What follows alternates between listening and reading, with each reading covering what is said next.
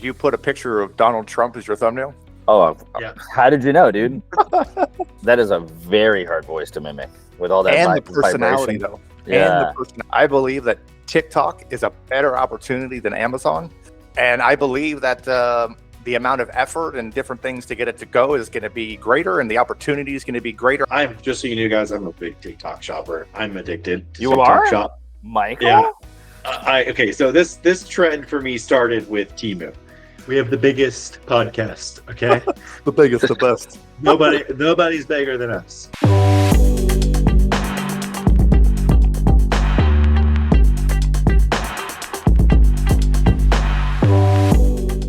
Yeah, but YouTube is it's like, hey, we couldn't do it. We can't tell you why. We're just not going to upload it. And it's not because of copyright infringement. There's no flags. It's like maybe there's just something corrupt about the file, so it's just annoying. But well, let me ask whatever. you a question. Did you put a picture of Donald Trump as your thumbnail? Oh, Yeah. How did you know, dude? I put a That would do picture of him doing ground and pound on Nancy Pelosi. So I didn't know that was going to be a problem. I didn't know I mean, that was I'd gonna watch be that an video. issue. I know with AI these days, I mean, you know, obviously I don't know what you can get away with YouTube, but with AI, I'm sure you can do some pretty interesting content of different political figures. Like you can have Donald Trump like go into the ring like a UFC cage fight and like have like, you know, a buff version of Kamala, like a man version, and you could just do a whole 30-second fight scene with AI. I'm sure AI has gotten to the point where they have voice modulators.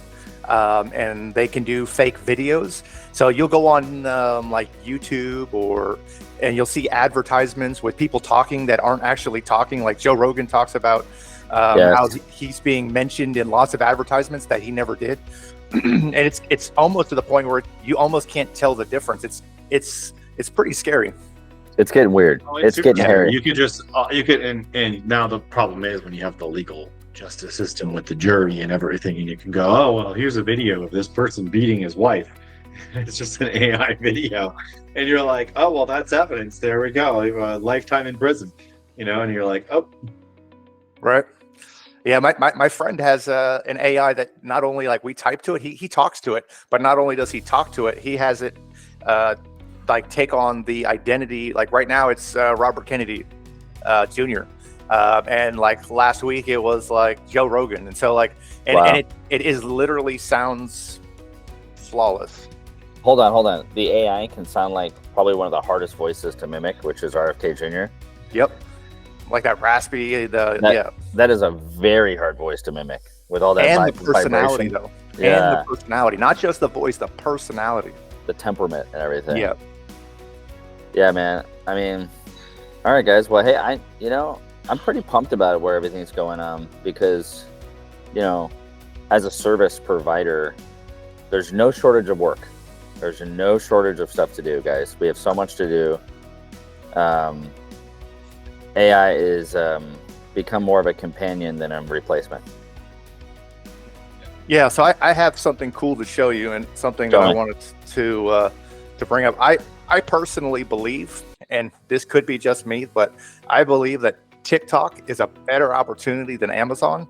And I believe that the amount of effort and different things to get it to go is going to be greater, and the opportunity is going to be greater. I believe it's going to be, like people are saying, it's the 2012 Amazon. And so just to show you why I think that, just to give you an idea, is that even Amazon is copying TikTok. So if you go on Amazon now, they have their own little TikTok in the actual app.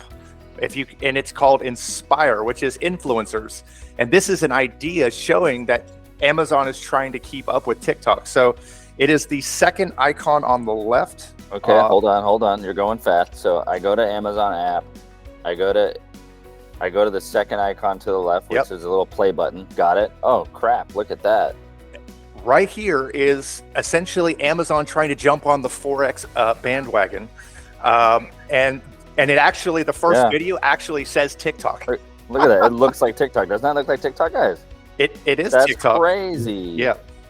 Yeah, I've seen this too. I've actually used it for shopping, like because I'm just so you know, guys, I'm a big TikTok shopper. I'm addicted to TikTok shop. Michael? Yeah. Okay, so this trend for me started with Temu. So what happened was you got into TV.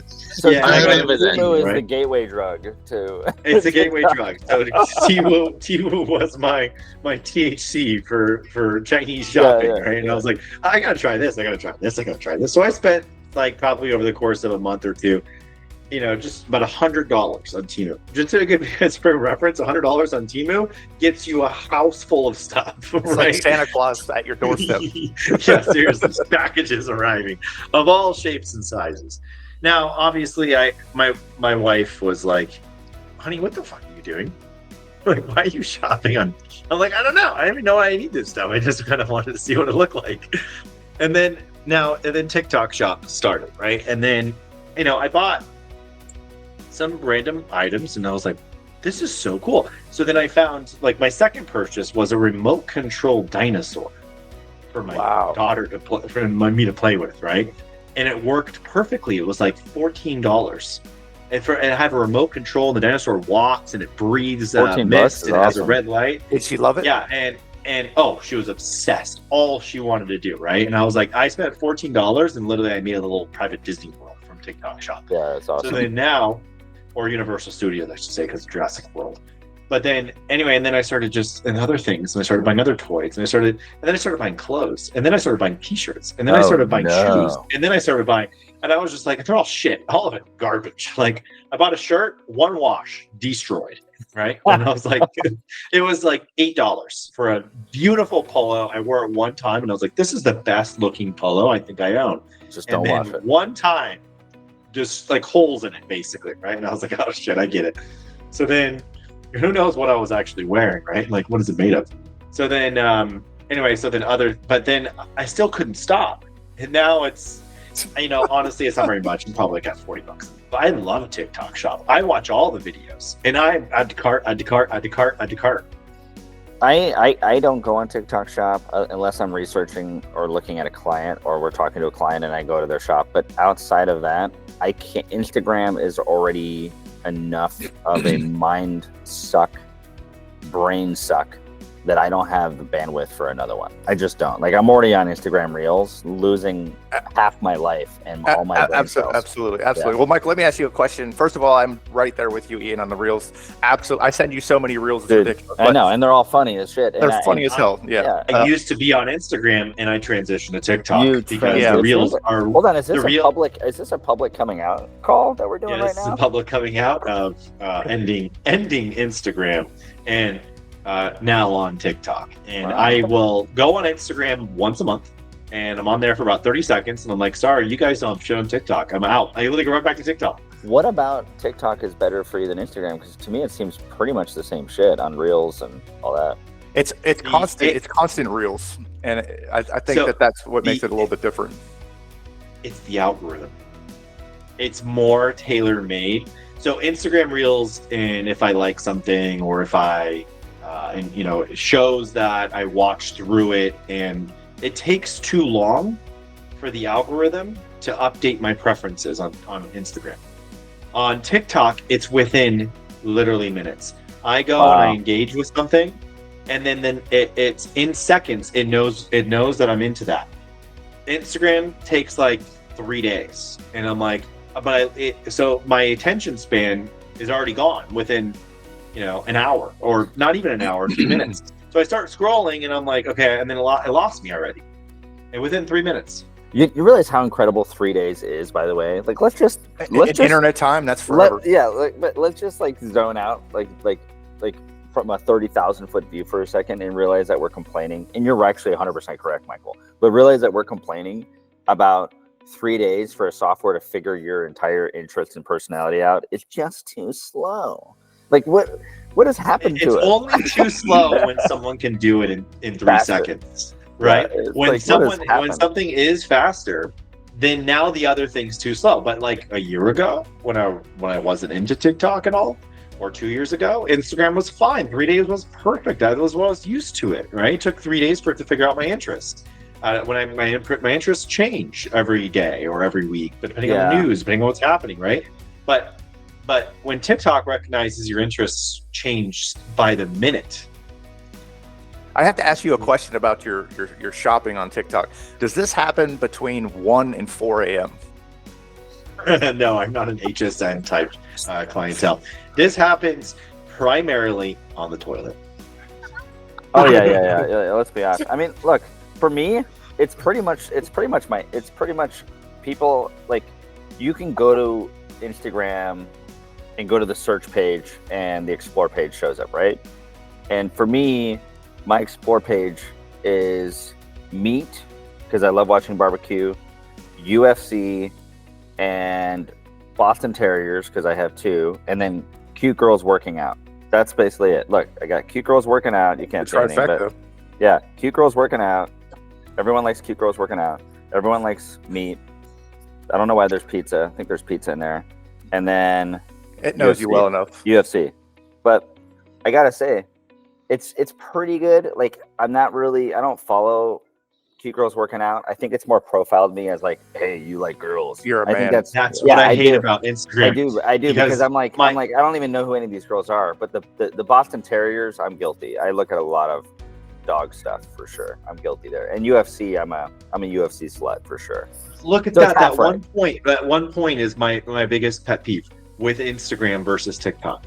TikTok learned that, like, if you go on Instagram, at one point, even 3 years ago, like, cute girls working out, right? That's a thing. 100%. So then, and like, let's say I engage with a video or watch through a video. There you go, right? Girls in yoga pants. Watch through a video of a cute girl working out. Instagram's gonna feed me just forever, but my interests have already changed the next day. I don't want to see girls working out anymore. That was a momentary lapse, right? Where I just looked at a girl working out at the gym. I beg to differ. Yeah, we get what you're saying. We get the idea.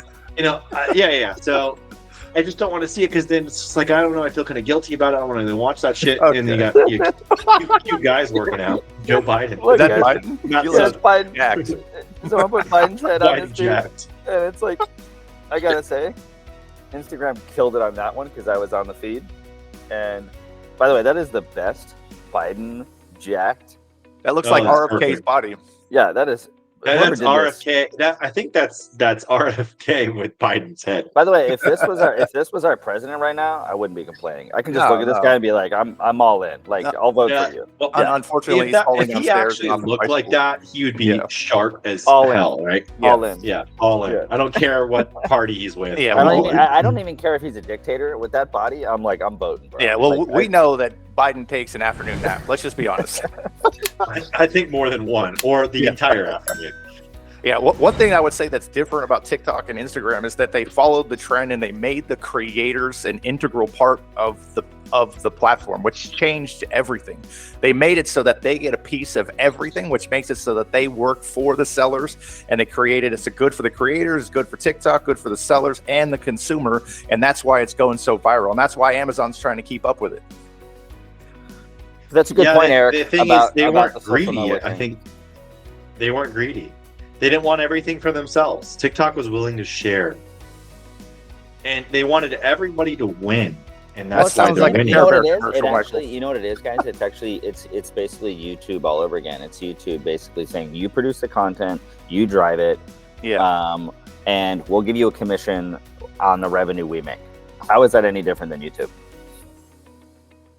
It's the same business model optimized. It's different. It's a little bit different. So the difference between YouTube is that they're making money from monetization, from they're creating content, and essentially they're getting paid for advertisements similar to, because they became essentially a streaming channel because of the amount of views they get, and they get monetized for it. The difference is TikTok gets paid for promoting sellers and promoting things of that nature, and that's the difference between YouTube and TikTok. I did want to show something about TikTok and kind of relate it to Amazon launches, because the thing that people typically do wrong on TikTok is Amazon's all about sales. So if you're trying to rank, it's about number of sales per day per keyword equals rank, essentially. But on TikTok, it's all about content. So you have to have number of content per day to kind of get that momentum. And once you start to get momentum in sales, regardless if it's like a launch, if it's fake or artificial, what it does is it creates, when they look at the store, it says 1,000 sold this month. which makes every creator jump on the bandwagon and trend because they know that they're going to get sales. So I'm gonna, if you give me 1 second, I'm gonna show you a large brand. Am I allowed to show a large brand, or is that too much? Is it our brand? It is a brand. Oh, don't. You can show any brand you want. I just don't want you to show specific stuff to our brand. Yeah, or brands that we manage. Yeah. Okay. Well, give me. But if it's a brand on the internet, what are they going to do about that? Yeah. Give me 1 second. All right, good. But one thing is, how do you create that much content? And the answer is not by making your own videos. It's by harnessing the power of the creators, and that is the trick to TikTok. So I think that very basic point that you just covered, Eric, is the biggest oversight with every brand that I've talked to. And big brand, small brand, doesn't make a difference. They go, well, we want to blow up our TikTok, so we want to make our own branded content. And I'm like, that's irrelated. That's not going to do anything. It's not related to how you're going to blow up sales. It's not related to. It's the same when people, Michael, are like, it's a PR move. If anything, it's only for PR. It's like the reason Michael, they're doing it is because someone on Facebook, when someone on Facebook's like, I have a Facebook page, I'm going to do posts to my 300 followers. It's well, if you think about it, like the reason why people are doing that is because before TikTok, what did you do? You made your own videos because there actually was no actual creator content thing that was completely dialed in. Everything was like with affiliate links and kind of a little bit broken and had issues. So it's very true. Professional video. If you're on Amazon, you're doing professional videos unless you're doing UGC content. All right, I think I'm ready. Do we like Mary Ruth? Is that a good brand? Mary Ruth's great. They're a very public brand, and they're a very ideal example. Great. I got a call that I got to jump into, guys. So I got to jump off. But you guys are going to keep going on this pod. This is going to be the first episode where I'm not here 100% of the time. I hope the audience doesn't fall off a cliff because the star is gone. You know, it's like the Tom Cruise leaves, and I'm just giving them a heads up. I call it a co-star. I'm just giving everyone a heads up look, here's the thing is that a group of B-list actors can still make a good movie. So I think I really believe in you guys. I really think with a low budget, you guys can do something great and keep the audience engaged. Another Nick Cage movie. Yeah. Hey, hey, hold on. Don't be saying shit about Nick Cage, man. He's my hero. Okay, don't be even starting with Nick. Yeah. All right, guys. I gotta run. Yeah. Talk soon, guys. All right. Okay, so let's just go over this content just to show you. So let's break down the revenue. So shopping mall, that is basically when somebody goes onto your page or they search for you. It's basically branded search. Great, they found your shop tab, they bought 16,000. Incredible. Self-operated account revenue is your own videos, your own promotion. Look at that, 238,000. Now, where do you see the biggest boom for the buck? That is in the affiliates. There's no way to create the content at that magnitude to generate the revenue necessary. So as you can see here, the affiliate made up 2.1 million, and this is monthly. So this gives you an idea of which creators they worked with, how much content they had to create, and what type of content did they create. So in the month of I think it was July, they worked with 1,700 creators. That gives you an idea of the magnitude of effort that it takes to generate revenue. And the biggest reason why people fail is the underestimation of effort. They say, I'm going to make a few videos with AI, we're going to advertise it, it's going to be great, and that's it. But this is 1,700 creators in 1 month.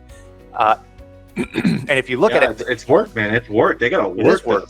Now imagine how many creators they had to reach out to work with 1,700. They probably reached out to 100,000 creators to get those 1,700. Absolutely.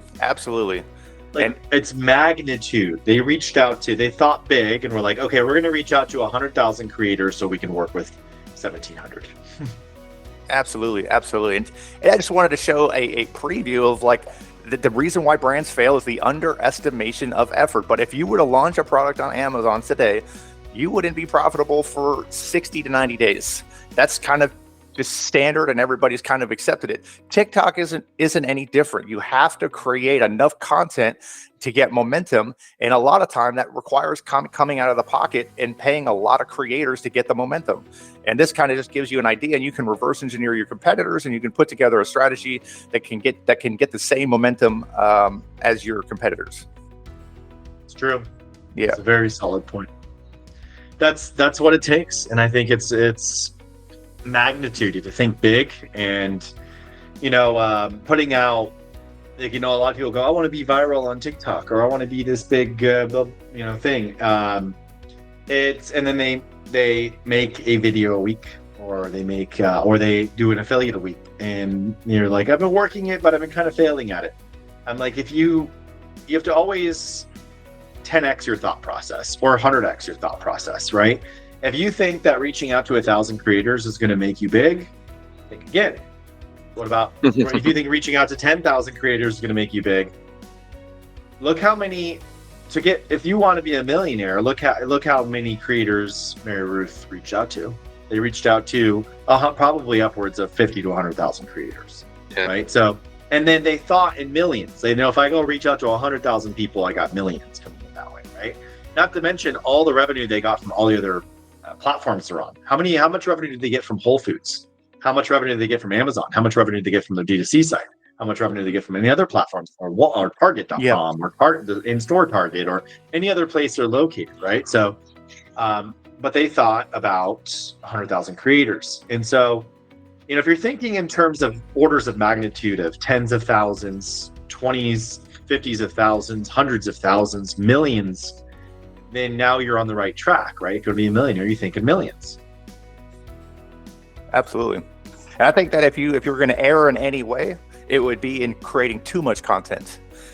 So I was talking to somebody yesterday, just to give you an idea. And the problem is, when you're beginning, nobody wants to work with you. Your store says no sales, which means that when they share your content, probably nobody's going to be interested, which means they're going to get no commission. So they worked with somebody gave them a chance. They sold big. It went well. They reached out to that person again. That person realized their opportunity and never returned an email to that company again, because they realized how valuable they were. And so what happens is, in the beginning, you get all the new influencers that watch the YouTube video and have been on there for about a week. So to get the good influencers that know what they're doing and have a high GMV, it requires putting up a little bit of cost. And with the big sellers, you need to have a budget and the proper estimation of effort. Well, with that, guys, I have to also head out. I have at 11 o'clock I have to attend, and I go prep for it. But this was the, unless we have any other things to say before we go, but #1 podcast in all the land, and all of the entire United States, international, globally, and so on and so forth. We are the biggest. There is no podcast better than us.